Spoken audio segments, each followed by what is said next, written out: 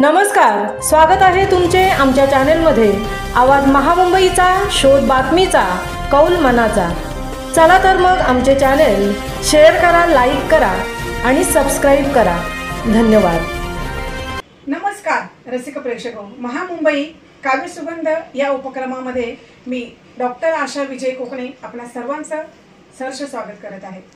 आंतरराष्ट्रीय पुरस्कार विजेते सुप्रसिद्ध लेखक कवी डॉक्टर विजय कोकणे यांच्या काव्य सुरभी मालिकेतील त्यांच्या कॉलेज विश्व एक प्रवास या काव्य संग्रहातील एक कविता मी आपल्या समोर सादर करत आहे।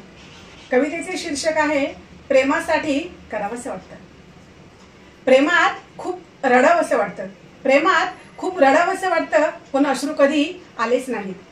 प्रेमासाठी मरावंसं वाटतं, प्रेमासाठी मरावंसं वाटतं, पण सरणाला लाकडं मिळालीच नाहीत। प्रेमात खूप उंच उडावंसं वाटतं, प्रेमात खूप उंच उडावंसं वाटतं, पण त्यांनी पंखच कापून टाकले। प्रेमात अनवाणी फिरावंसं वाटलं, प्रेमात अनवाणी फिरावंसं वाटलं, तर त्यांनी काटेच पसरून टाकले।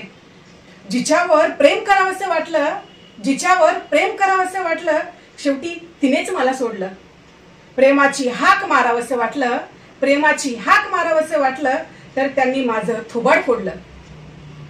प्रेमात उपाशी राहावंसं वाटलं, प्रेमात उपाशी राहावंसं वाटलं, तर सगळी हडल दिसायला लागली।